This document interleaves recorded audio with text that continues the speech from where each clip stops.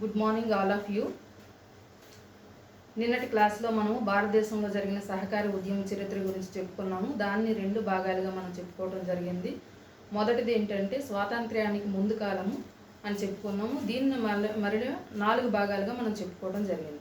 అందులో 1904 నుంచి 1911 వరకు జరిగిన కాలం. ముఖ్యంగా ఇందులో అసలు ఈ ఉద్యమం ఎందుకు ప్రారంభమైంది అని చూసినట్టయితే, అప్పటి కాలంలో ఎక్కువగా రైతులు వడ్డీ వ్యాపారస్తుల దగ్గర అప్పులు తేవటం వలన అధిక వడ్డీలు పెట్టి వడ్డీకి వడ్డీ చక్ర వడ్డీలు అలా చేయడం వలన అప్పట్లో రైతులు అప్పులు తీర్చలేక వాళ్ళ ఆస్తిపాస్తులను వడ్డీ వ్యాపారస్తులకు చెల్లించవలసి వచ్చేది.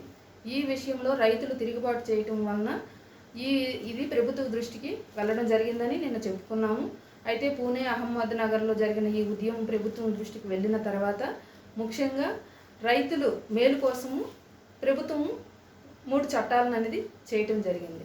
అందులో డక్కన్ అగ్రికల్చరల్ రిలీఫ్ యాక్ట్ 1879లో, అలాగే ల్యాండ్ ఇంప్రూవ్మెంట్ లోన్ యాక్ట్ 1883లో, నెక్స్ట్ అగ్రికల్చరలిస్ట్ లోన్ యాక్ట్ 1884లో చేయటం జరిగిందని, నెక్స్ట్ మద్రాస్ ప్రభుత్వం 1892లో ఫెడరిక్ నికాల్సన్ను జర్మనీ పంపించి అక్కడ ఉన్న సహకార బ్యాంకులు ఏ విధంగా నడుస్తున్నాయనేది చూడమని పంపించిందని, ఫెడరిక్ నికాల్సన్ జర్మనీ వెళ్ళిన తర్వాత సహకార సంఘాలను పర్యవేక్షణ చేసి ఫ్రెండ్ రైఫ్సాన్ అనే నినాదంతో తన రిపోర్ట్ను సబ్మిట్ చేశాడని మనం చెప్పుకోవటం జరిగింది.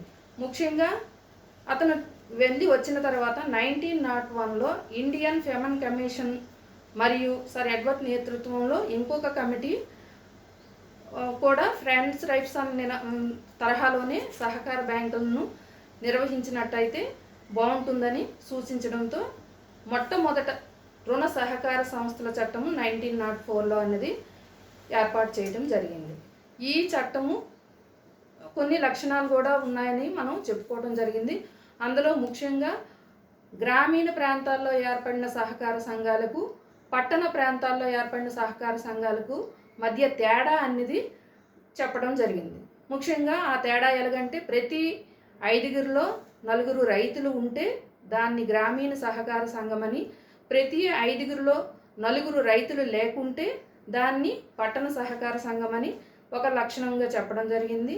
అలాగే సహకార సంస్థలను ఏర్పాటు చేయాలన్నా, నియంత్రించాలన్నా ఒక రిజిస్టర్ ఉండాలని, నెక్స్ట్ ఏంటంటే రైతులకు రుణాలు ఇచ్చేటప్పుడు వారి సొంత పూచీకత్తుల మీద, అంటే భూమి కానీ ఏదైనా తనఖా పెట్టిన తర్వాతే రుణాలు ఇవ్వాలని, అలాగే ప్రతి రైతు అంటే ప్రతి సభ్యునికి ఒక ఓటు హక్కే ఉండాలని ఈ చట్టం చెప్పడం జరిగింది.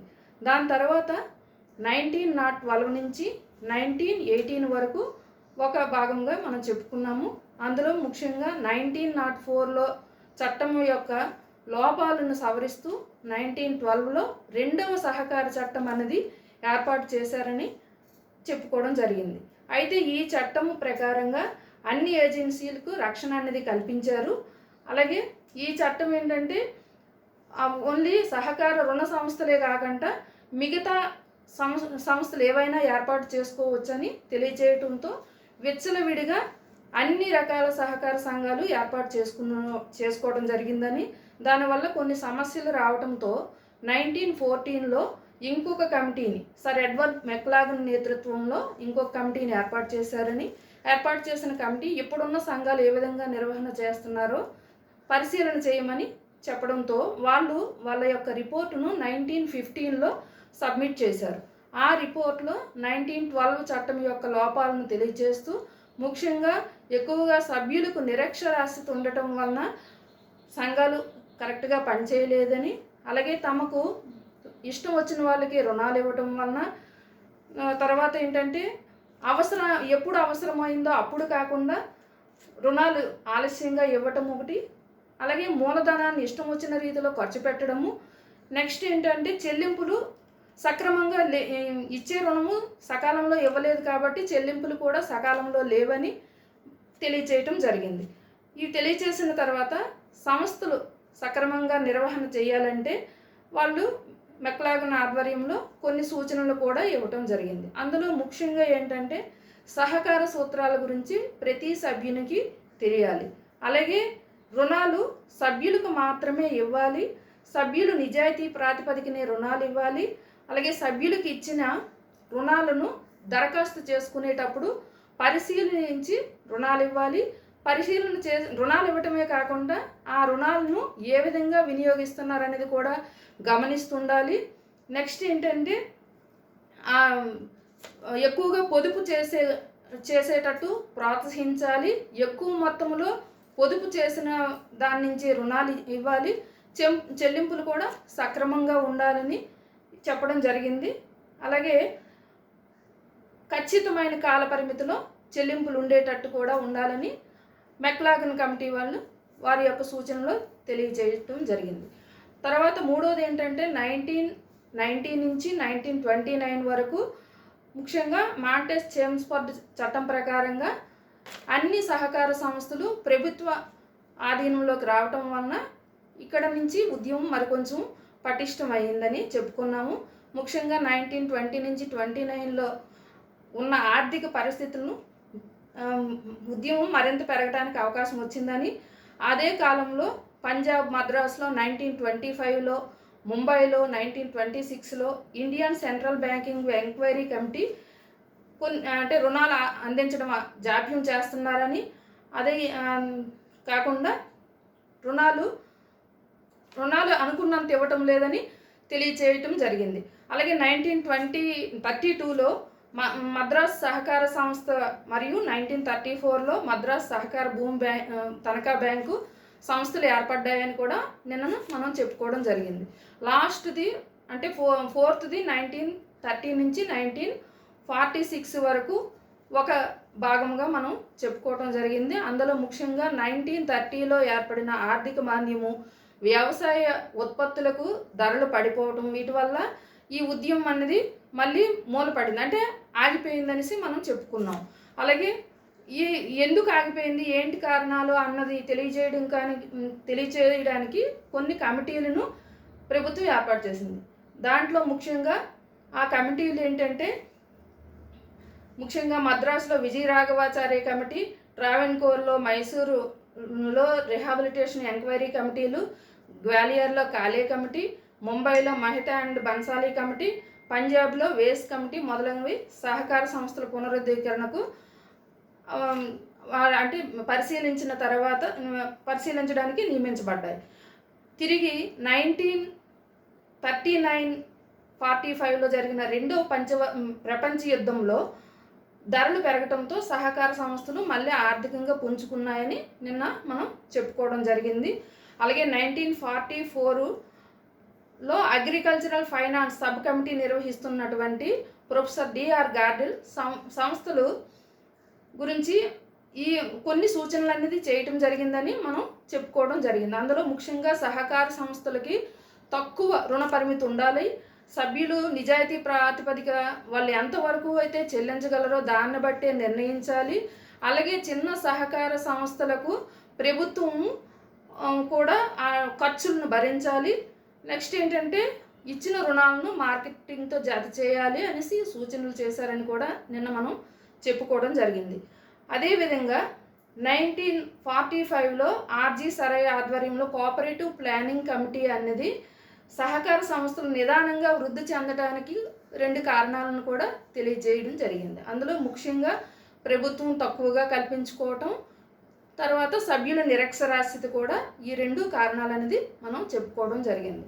అయితే ఈరోజు మనం చెప్పుకోవాల్సినది స్వాతంత్ర్యం తర్వాత కాలం, అంటే 1947 ఆగస్ట్ 15 తర్వాత ఏమేమి అంటే సహకార సంఘంలో ఏమేమి మార్పులు వచ్చాయి, ఏమేమి కార్యక్రమాలు జరిగాయి అనేది మనం తెలుసుకోవాలి. అయితే ఇది తెలుసుకునే ముందు మనకు 1947లో స్వాతంత్రం ఇస్తూ బ్రిటిష్ వారు ఏం చేశారంటే మన దేశాన్ని హిందూ ప్రాతిపదికగా ఉన్న ప్రాంతాన్నంతా భారతదేశంగా, అలాగే ముస్లిం ప్రాతిపదికగా ఎక్కువగా ముస్లింలు ఉన్న వాళ్ళందరినీ పాకిస్తాన్గా విభజించి చేయటం జరిగింది.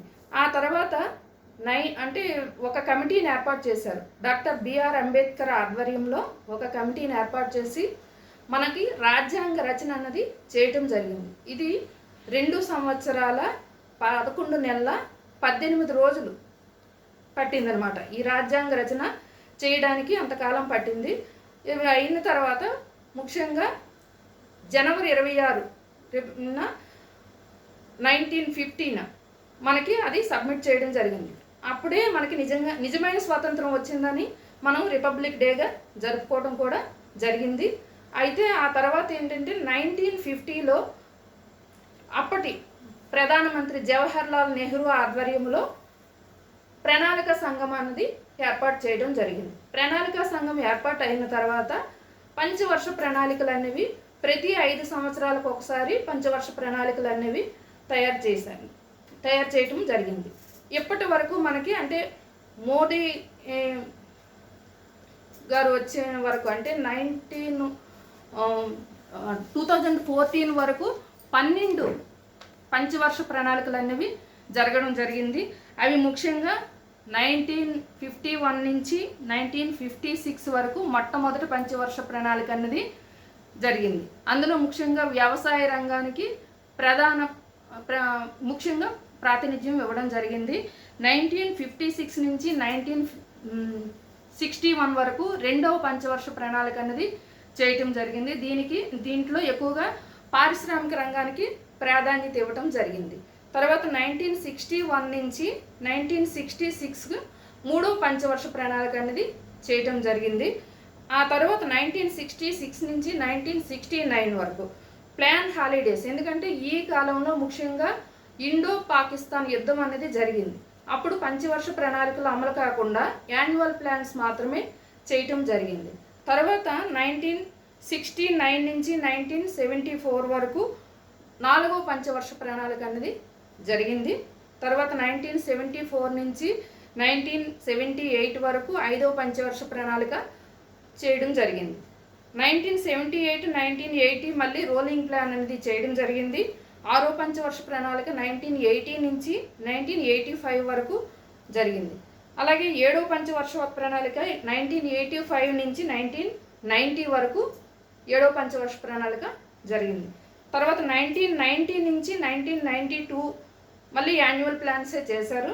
1992 నుంచి 1997 వరకు ఎనిమిదవ పంచవర్ష ప్రణాళిక, 1997 నుంచి 2002 వరకు తొమ్మిదవ పంచవర్ష ప్రణాళిక, 2002 నుంచి 2007 వరకు 10వ పంచవర్ష ప్రణాళిక, 2007 నుంచి 2012 వరకు 11వ పంచవర్ష ప్రణాళిక, అలాగే 2012 నుంచి 2017 వరకు 12వ పంచవర్ష ప్రణాళిక అనేది చేయటం జరిగింది. కాకపోతే 2014లో అప్పటి ప్రధానమంత్రి ప్రణాళిక సంఘాన్ని రద్దు చేసి నీతి ఆయోగ్ అని కొత్తగా ప్రవేశపెట్టడం జరిగింది. National institution for transforming India అని కొత్త దాన్ని ప్రవేశపెట్టడం జరిగింది. అయితే ఇప్పుడు మొదటి ప్రణాళికలో ఇవన్నీ ఎందుకు చెప్పామంటే ఈ స్వాతంత్ర్య కాలం తర్వాత జరిగిన ప్రతి కార్యక్రమం కూడా పంచవర్ష ఏ ప్రణాళికలో ఏమేమి జరిగిందనేది ముఖ్యంగా ఉంటాయి. కాబట్టి మీరు వీటిని డేట్స్ కొన్ని దగ్గరలో గుర్తు పెట్టుకోవాల్సిన అవసరం అయితే ఉంది. అందులో ముఖ్యంగా 1950లో ఏర్పాటైన ప్రణాళిక సంఘము తన మొట్టమొదటి పంచవర్ష ప్రణాళిక అంటే 1951 నుంచి 56 వరకు జరిగిన ప్రణాళిక కాలంలో సహకార సంఘం యొక్క ముఖ్య ఉద్దేశాలను ఈ క్రింది విధంగా తెలియజేసింది. అందులో ముఖ్యంగా సహకార సంఘాలు గ్రామీణ అభివృద్ధి పథకాల్లో పాల్పంచుకోవాలి.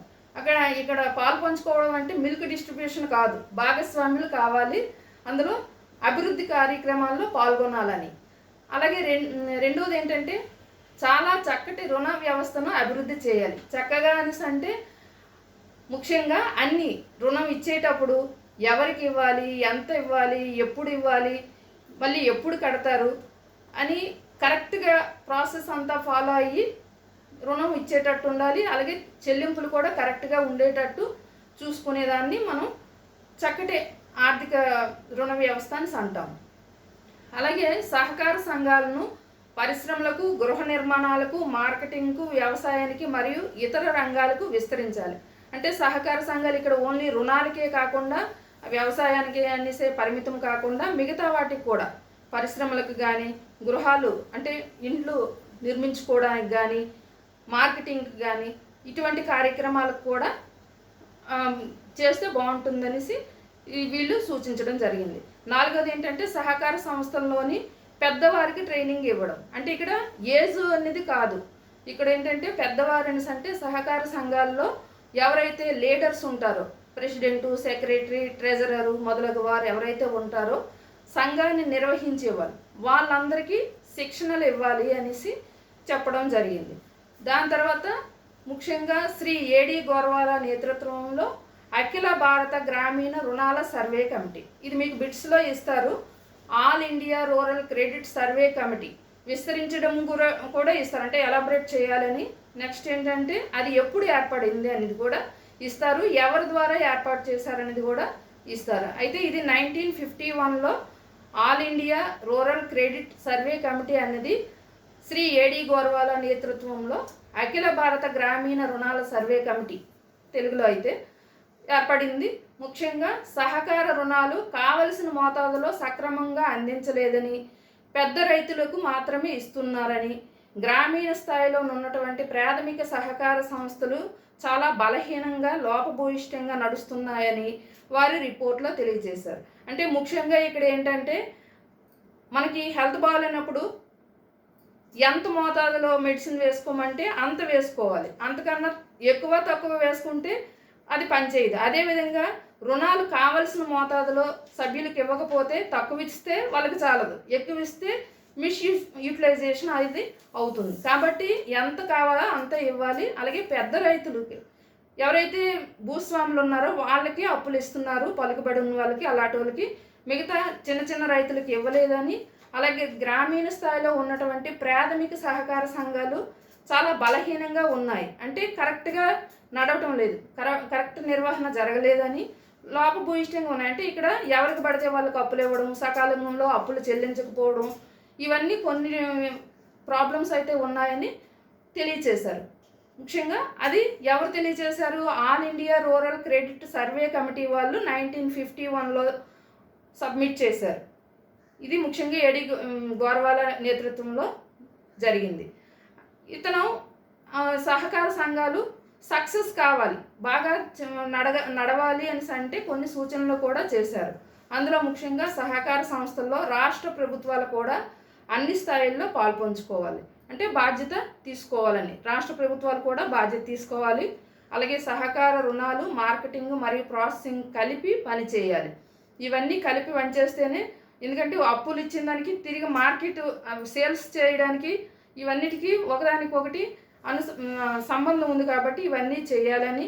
అలాగే గోదాములను అంటే వేర్ హౌసెస్ అభివృద్ధి చేయాలి. ముఖ్యంగా ఇవి ఎందుకు చేయాలంటే పూర్వకాలంలో ఎవరంతల వాళ్ళు స్టోర్ చేసుకునేవి, ట్రెడిషనల్గా కొన్ని నిల్వ చేసుకునే పద్ధతులు ఉండేవి. ఆ విధంగా చేసినప్పుడు వాళ్ళకి సరైన స్థలం లేకపోతే కొన్ని రకాల పంటలను ఆరుబయట చేయటం ద్వారా అగ్నికి, వర్షానికి అటువంటివి చాలా పాడయ్యే అవకాశం ఉండేది. అందుకోసమని వీళ్ళు కామన్గా అందరికీ కలిసి ఈ వేర్ హౌసెస్ అనేది ఉంటే మంచి, ఇది ఉండటం ద్వారా ఏంటంటే వెంటనే అమ్మి ఒక్కర్లేదు, పంట వచ్చిన తర్వాత గిట్టుబాటు ధర వచ్చిన తర్వాత సేల్స్ చేసుకునే అవకాశం ఉంటుంది. అందుకోసం వేర్ హౌసెస్ ఏర్పాటు చేస్తే బాగుంటుందని, అలాగే అన్ని స్థాయిల్లో ఉన్నటువంటి సహకార సంస్థల వారికి ట్రైనింగ్ ఇవ్వాలి.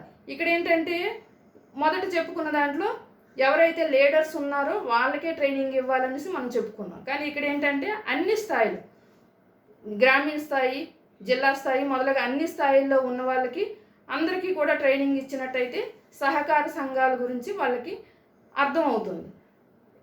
ఇవి ఏడి గోర్వాల నేతృత్వంలోని కమిటీ ఈ సూచనలు అనేది చేయటం జరిగింది. నెక్స్ట్ ఏంటంటే అఖిల భారత గ్రామీణ రుణాల సర్వే కమిటీ సిఫారసుల మేరకు national cooperative development and warehousing board, అంటే ముఖ్యంగా ఏడి గోర్వాల నేతృత్వంలో వేర్ హౌసెస్ ఉంటే బాగుంటుందని చెప్పడంతో వాళ్ళ సిఫారసు తోటి national cooperative development and warehousing board ఇది మీకు విస్తరించడము అంటే ఎలాబరేట్ చేయడంలో ఇస్తారు. NCDWB అంటే ఏంటి, అది ఎప్పుడు ప్రారంభమైంది అనేది కూడా మీకు ఇస్తారు. నెక్స్ట్ ఇది ఏ పంచవర్ష ప్రణాళిక అంటే మొట్టమొదటి పంచవర్ష ప్రణాళిక, ఎందుకంటే 1951 నుంచి 56 వరకు మొదటి ప్రణాళికే కాబట్టి 1956లో ఇది ఏర్పాటైంది. ఏమి ఏర్పాటైంది? National cooperative development and warehousing board. ఇది ఎవరు సిఫారసు మేరకు ఎవరు చెప్తే ఏర్పాటైంది? ఏడి గోర్వాలా నేతృత్వంలోని కమిటీ సిఫారసు చేస్తేనే ఇది ఏర్పాటైంది. కాబట్టి ఇది చేయడం జరిగింది. తిరిగి రెండవ పంచవర్ష ప్రణాళిక కాలంలో సహకార గోదాములు, ప్రాసెసింగ్ సంస్థలు, ఉత్పత్తి సంస్థలు ఏర్పడ్డాయి. రెండవ పంచవర్ష ప్రణాళిక కాలం అంటే ఏమనుకున్నాం? 1956 నుంచి 1961 ఆ కాలంలో సహకార గోదాములు, ప్రాసెసింగ్ సంస్థలు, ఉత్పత్తి సంస్థలు ఏర్పడ్డాయి. అలాగే 1959లో శ్రీ విఎల్ మొహతా ఆధ్వర్యంలోని కమిటీ ఆన్ కోఆపరేటివ్ క్రెడిట్ ఈ దిగువ సూచనలు చేసింది. అవి ఏంటంటే సహకార సంస్థలను ఇష్టం వచ్చినట్లు విస్తరించరాదు. ముఖ్యంగా 1912 చట్టం ప్రకారంగా ఎన్ని సంస్థలైనా పెట్టుకోవచ్చు, ఏ సంస్థలైనా పెట్టుకోవచ్చు అన్న తర్వాత విపరీతంగా పెట్టడం జరిగింది. అలా కాకుండా సహకార సంస్థలను ఇష్టం వచ్చినట్టు పెట్టుకోకూడదు. అలాగే సహకార సంస్థలు సభ్యత్వం ఎక్కువ ఉండరాదు. ఎక్కువ అంటే ఎక్కువ ఉంటే మళ్ళీ మానిటరింగ్ కష్టం అవుతుంది. ఉదాహరణకు పొదుపు సంఘాల్లో ఉన్నారంటే 20 మినిమం ఉండాలని ఒక రూల్ ఉంది. అలా 20 కన్నా ఎక్కువ 30 కానీ లేకపోతే ఇంకా ఎక్కువ కానీ ఉంటే మానిటరింగ్ కష్టం అవుతుంది. అలాగే క్లాస్లో మనకి మినిమం ఎంతమంది స్టూడెంట్స్ తక్కువ అంటే మరీ తక్కువ ఉన్నా బాగుండదు, అలాగే ఎక్కువ స్టూడెంట్స్ అయినా నిర్వహణ అనేది బాగుండదు. అలాగే సహకార సంఘంలో సభ్యత్వం కూడా తక్కువ ఉండాలి అనేసి ఒకటి సూచించడం జరిగింది. అలాగే సహకార సంస్థ క్రింద ఉన్నటువంటి ప్రతి గ్రామము 3 లేదా 4 మైళ్ళ దూరం కంటే ఎక్కువ ఉండకూడదు. అప్పుడు మైళ్ళ రూపంలో చెప్పేవారు డిస్టెన్స్ని, ఇప్పుడు కిలోమీటర్ల రూపంలో మనం చెప్పుకుంటున్నాం. కాబట్టి సహకార సంస్థ కింద ఉన్నటువంటి అంటే దాని చుట్టుపక్కల ఉన్న గ్రామాలు మరీ ఎక్కువ దూరం నుంచి వచ్చినట్టయితే వాళ్ళు మీటింగ్స్కి సక్రమంగా రాలేరు. వాళ్ళకి రుణాలు ఇచ్చిన తర్వాత కట్టకపోయినా వాళ్ళని మానిటరింగ్ చేయడానికి కుదరదు. కాబట్టి దాని చుట్టుపక్కల ఉన్న గ్రామాల 3 లేదా 4 మైళ్ళ దూరంలో ఉన్నట్టయితేనే నిర్వహణకు బాగుంటుందని, అలాగే గ్రామీణ స్థాయి ప్రాథమిక సహకార సంస్థలను జిల్లా స్థాయి సహకార సంస్థలు సూపర్వైజ్ చేయాలి.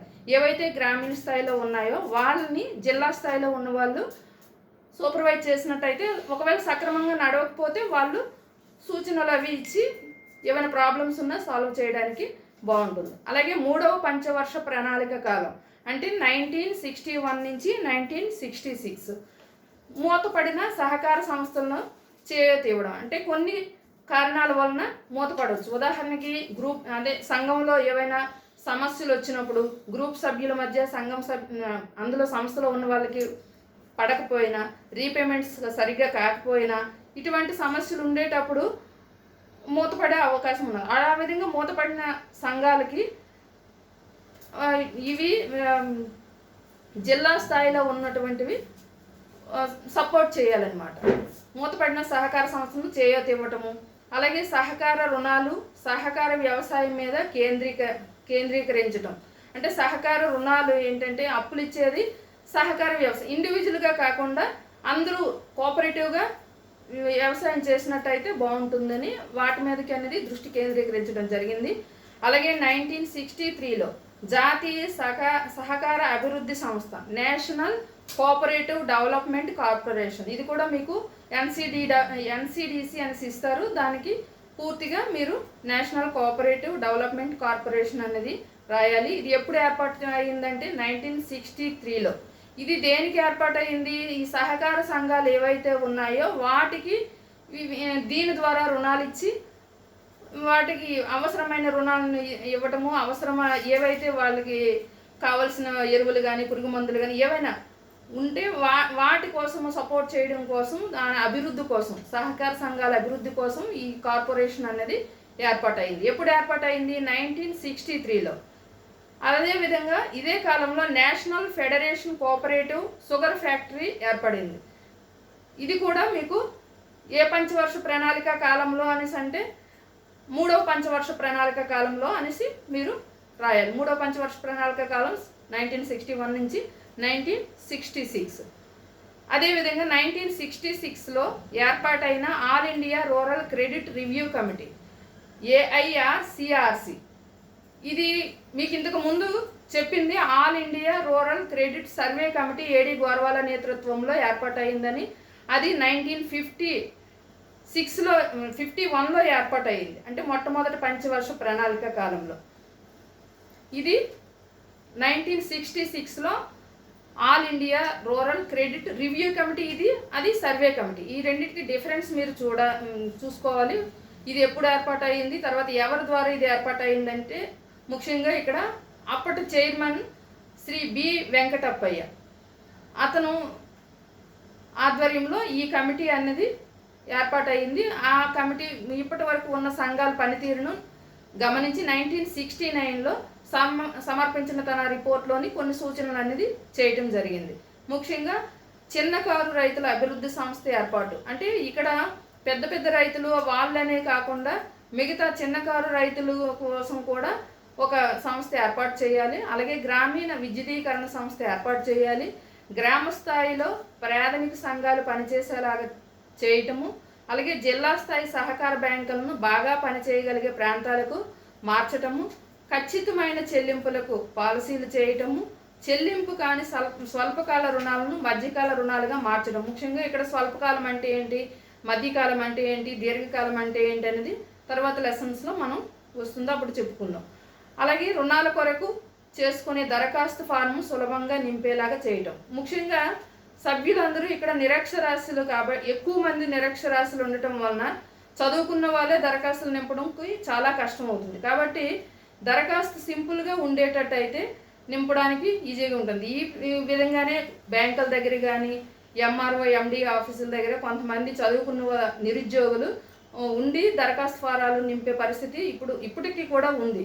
ఈ దరఖాస్తు ఫారం నింపినందుకు కానీ ఎంతో కొంత అమౌంట్ పే చేస్తుంటారు.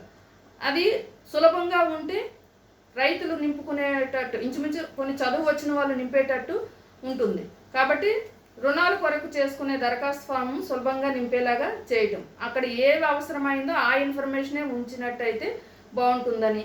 అలాగే కొద్ది శాతం రుణాన్ని వస్తు రూపేనే ఇవ్వటం. ఇక్కడ ఏంటంటే మొత్తం రుణము డబ్బుల రూపంలో ఇచ్చినట్టయితే మిస్యూజ్ అయ్యే అవకాశం ఉంది. కాబట్టి కొన్ని విత్తనాల రూపంలో, కొన్ని ఎరువుల రూపంలో, ఈ విధంగా వస్తువుల రూపంలో కొంత కూలీలకు అటువంటి వాటికి అమౌంట్ రూపంలో ఇస్తే కానీ కుదరదు. కాబట్టి కొంత అమౌంట్ రూపంలో, కొంత వస్తు రూపంలో ఇచ్చినట్టయితే బాగుంటుంది అని సూచించడం జరిగింది. ఈ సూచనలన్నీ ఎవరు చేశారు? 1969లో సమర్పించిన రిపోర్ట్లో అప్పటి All India rural credit review Committee chairman Shri B Venkatappaiah చేయటం జరిగింది. ఇదే కాలంలో రవాణాకు సంబంధించిన సహకార సంస్థలు కూడా ప్రారంభించబడ్డాయి. అలాగే 1967లో Vaikunth Mehta national institute of cooperative management ఏర్పాటైంది. నాలుగో పంచవర్ష ప్రణాళిక. నాలుగో పంచవర్ష ప్రణాళిక అంటే మనం 1969, 1974 అని చెప్పుకున్నాం.